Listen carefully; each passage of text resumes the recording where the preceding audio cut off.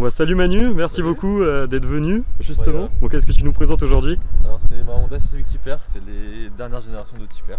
D'accord, très bien. Elle a combien de kilomètres aujourd'hui? Beaucoup. Beaucoup. 77 000.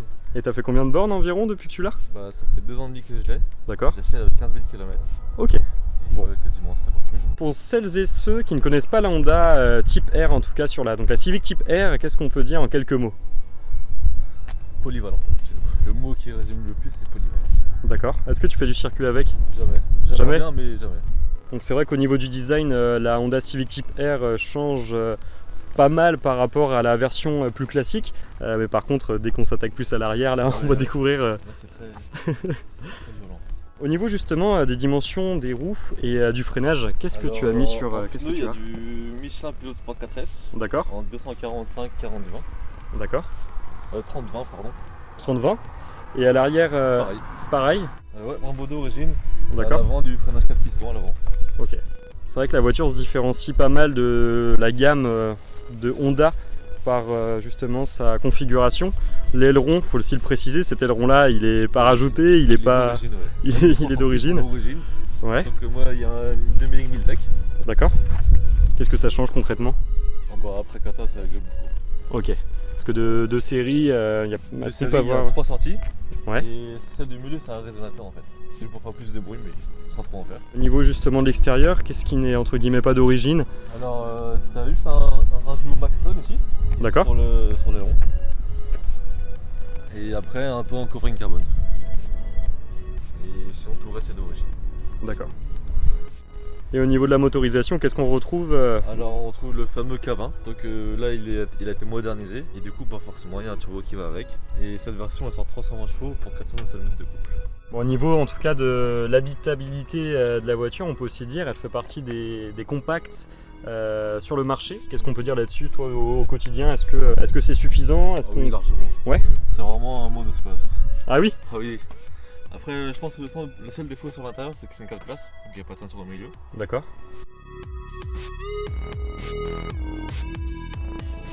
Et au niveau du coffre, qu'est-ce qu'on peut dire? Pour une citadine c'est vraiment immense. Parce que ça reste dans la catégorie des A3, D'accord. donc c'est très très très grand. Et au niveau du sous-coffre? Bah y a rien du tout, juste un kit anti-crevaison. D'accord. Et est-ce qu'on peut avoir justement une roue de secours au niveau des Malheureusement options? non. Ah oui? Non. Ah, on ne peut jamais avoir de roue de secours Jamais. lorsqu'on prend une Type R. Pas sur les Type R. D'accord.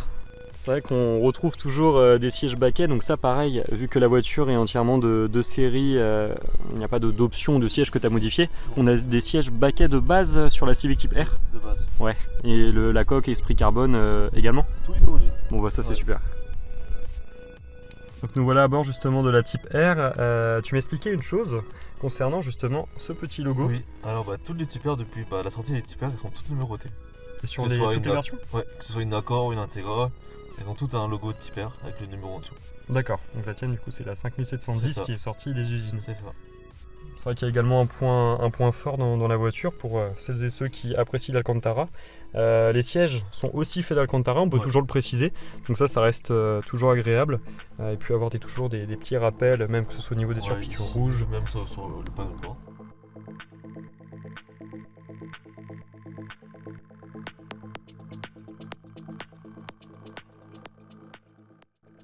Bon, même si l'infodivertissement, donc l'écran, etc., n'est pas forcément ce qu'on regarde lorsqu'on achète ce genre de voiture, qu'est-ce que tu peux nous dire à ce niveau-là? Est-ce qu'il est relativement facile d'utilisation? Alors oui. Ouais. Juste le connecter en Apple CarPlay. Donc ça y était de base dès que la voiture De est base, sortie? ouais. Ouais, d'accord. L'écran c'est un gros défaut de la voiture. Ah oui? Oui, je trouve. Pourquoi? Par exemple, là on est sur le menu Honda de base, il est pas très réactif. Là la clim se passe tout par l'écran, donc si l'écran Ah est oui. mineur, t'as plus de clim. Et tout est tactile, donc c'est quand tu conduis, tu peux changer le volume, c'est très très chiant. Ouais. Et c'est un problème catégorisé sur les phases 2. Du coup là t'as des boutons physiques. D'accord. Ah oui, au niveau du restylage, Ouais, c'est ça. c'est le restylage qui a eu lieu récemment d'ailleurs. Ouais. D'accord. Oui, donc ils sont revenus justement sur cette Ouais, entre sur des guillemets, boutons physiques, erreur-là. ouais, parce que ça a été beaucoup critiqué. dit, ouais. D'accord. Bon, après, dans tous les cas, au niveau du volume, on les retrouve au volant. Au volant forcément. Là c'est tout ce qui est multimédia. Et là tout ce qui est aide à la conduite. Parce que c'est quand même une voiture un peu autonome on va dire. D'accord. Qu'est-ce qu'on retrouve au niveau des aides à la conduite? Le maintien de ligne, le régulateur adaptatif. L'aide au maintien donc dans la C'est voie, ça, le en gros, régulateur elle suffit par rapport aux lignes. Et bah après tout retranscrit au niveau de l'écran. Ouais, on a les lectures des panneaux. C'est ça, justement. ouais, lecteur des panneaux. On peut régler la distance avec la voiture qui est en face. On peut régler la vitesse aussi. D'accord. C'est vraiment une voiture. Ouais, parfaite au pour niveau faire de la autoroute. sécurité, on est Ah oui, vraiment ouais. bien. C'est vrai qu'on en a parlé tout à l'heure au niveau du son. On a combien d'haut-parleurs? Bah, on en a 11 et c'est d'origine. Ouais. Ouais. Il y en Ça, a c'est la- 2 sur chaque porte, un qui sont devant et 3 derrière. Ouais, c'est vrai que ça reste un point fort aussi Ouais. des voitures japonaises, comme on en a parlé tout à l'heure, Ouais. d'avoir un bon son en fait de base. Ah oui, C'est vrai ouais. que même si sur ce genre de voiture, c'est assez étonnant dans le sens où on va plus jouer sur le chant du moteur Ouais, ouais. plus que sur les enceintes, mais ça reste un point quand même qu'on Et peut puis, préciser. d'origine, ce qui est sympa, c'est qu'il y a un chargeur induction juste ici. D'accord.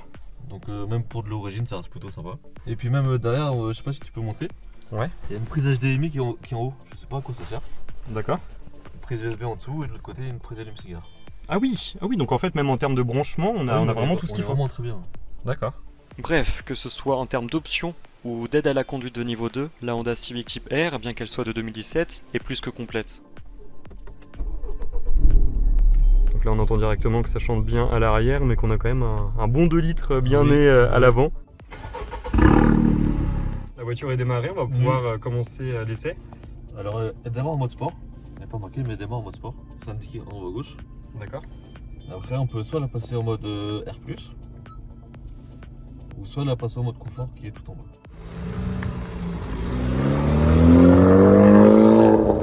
Donc là on commence par le mode relativement classique, le mode confort. Donc qu'est-ce que tu peux nous dire dessus? À quel moment on peut Alors le mode confort, je le mets que quand je fais des longs trajets, sur l'autoroute ou quand je suis stabilisé à vitesse stable. Parce que sinon c'est pas très... C'est pas vraiment utile. C'est ça, ouais. Et ça va jouer sûrement sur la souplesse de la Ouais, voiture. Bah là la voiture est beaucoup plus souple D'accord. et c'est plus agréable à conduire. Même le volant on peut le tourner à 2 doigts, c'est vraiment beaucoup plus agréable.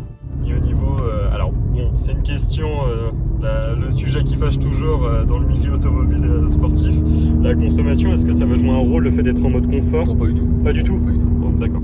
Donc le mode sport, le mode finalement entre le mode intermédiaire. Ouais. Donc là, qu'est-ce que tu peux nous dire sur celui-ci à nouveau? Alors bah je l'utilise jamais. Tu le dis jamais. Moi c'est soit d'un extrême à l'autre, c'est soit le mode confort ou soit le mode R+. Le mode justement sport va être, voilà, va durcir le volant c'est comme ça. on en a dit tout à l'heure.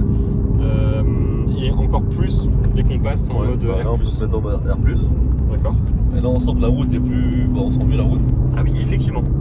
Et bah elle est plus réactive, elle se lance mieux et c'est mieux pour conduire. Sportivement. Activer l'ESP. Ah, d'accord. Complètement ou Je sais pas, je pourrais pas dire. l'anti-patinage peut-être? Ouais. Après on peut désactiver aussi l'anti-collision, parce qu'elle peut freiner toute seule très fort. Ah oui, donc sur circuit par exemple. Ouais. Ok. On peut enlever le maintien de ligne aussi, parce que de base il est toujours mis, on peut l'enlever de son côté. Et voilà, c'est à peu près tout ce qu'on peut enlever. Ok. Et le mode R+, ne change rien aux aides à la conduite. Ah oui, ça ne va pas désactiver Ouais, quoi que ce soit, faut le faire manuellement. C'est ça. D'accord. Aujourd'hui, admettons, si tu t'adressais à quelqu'un qui hésitait à passer le cap, à prendre une Honda Civic Type R, qu'est-ce qui t'a fait craquer toi en tout cas la première fois que tu l'as vu, que tu l'as essayé? Bah déjà moi c'est le design extérieur. Ouais. C'est extravagant, il n'y en a pas. Et du coup bah j'aime bien les choses qui changent. Et là avoir un gros aileron d'origine, 3 cm d'origine, des jantes en 20 pouces et des ailes bien élargies. Je pense que c'est ça qui m'a fait craquer en premier. Et après vient la ligne aussi parce que ça fait quand même beaucoup de bruit. Et le confort de conduite. C'est vrai qu'au niveau justement de la ville, ça reste une voiture qui est tout à fait pratique aussi au quotidien, comme tu me l'as dit, ça s'utilise partout. Après, il faut aussi noter que la voiture existe en boîte manuelle, mais pas en automatique. Ouais, sur les tipeurs sont toutes en boîte méca. Il n'y en a eu aucune, tu m'avais dit, c'est ça? D'accord. Tous les tipeurs de toutes les générations, que ce soit Accord, Integra, Civic, elles sont toutes en boîte méca. Donc, au niveau du châssis, Châssis parfait. châssis parfait. Ça fait 2 ans que je l'ai. Des fois, je roule comme un débile. Et elle m'a jamais fait peur. Elle m'a jamais surpris.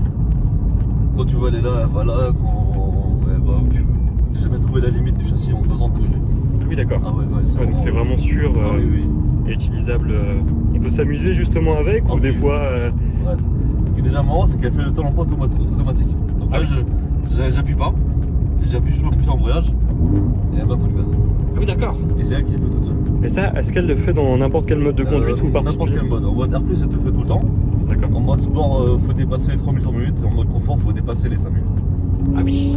Ah oui, donc c'est vraiment échelonné en fait Ah oui, par rapport à ton moteur, etc. Au niveau du tour minute, pardon. Ouais.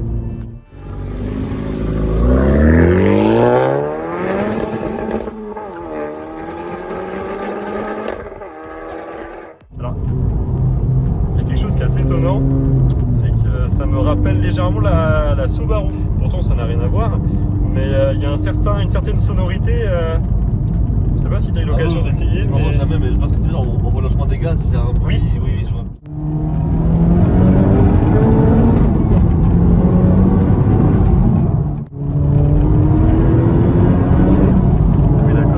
Bon, on arrive à terme de cette vidéo sur cet essai. Merci beaucoup Manu. Bah, c'est gentil. Donc c'est vrai finalement c'est un achat coup de cœur. Je vois de quoi tu parles quand tu dis que cette voiture-là a des grandes qualités. Au niveau de la consommation, juste en étant voilà, dans une configuration classique, à savoir la 4 voies, de la rocade et de la ville, si tu conduis juste d'un point A à un point B. Je pense que je vais faire entre du 9 et 10 litres. Ah oui, c'est quand même raisonnable. Ouais, bah c'est raisonnable, ouais. Et au niveau du réservoir? Ouais, le réservoir, c'est vraiment un petit réservoir, fait à peine 40 litres. Aïe. Du coup, en 300 km, même pas quand tu roules fort, il n'y a plus rien. Ouais, et sinon en général ça fait quoi, 500, 530? Non, le maximum que j'ai fait, c'est 410. Hein. Ah oui, quand même. Ah oui, ouais, c'est d'accord. vraiment en roulant comme un papy. Régulateur et tout, en roulant comme un papy, ça fait 410 km.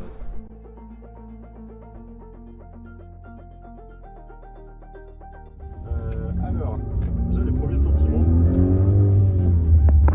Ah oui, d'accord, la boîte. Ah oui, t'as vu la boîte? Ah oui, très très courte. On sent que le train avant a du mal. On sent justement que la voiture est vraiment survitaminée et qu'il ne manque pas des chevaux, quoi. Ce qui est super étonnant, c'est la capacité du moteur à repartir rapidement dans les tours.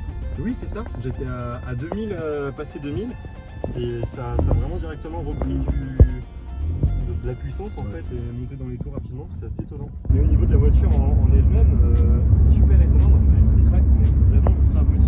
Je sais pas si vous voyez ce que je veux dire derrière. Mais c'est assez bluffant en fait. C'est justement un chapeau pour Honda parce que faire une voiture aussi différente de la version standard, c'est assez bluffant. Ah, c'est super. Ouais.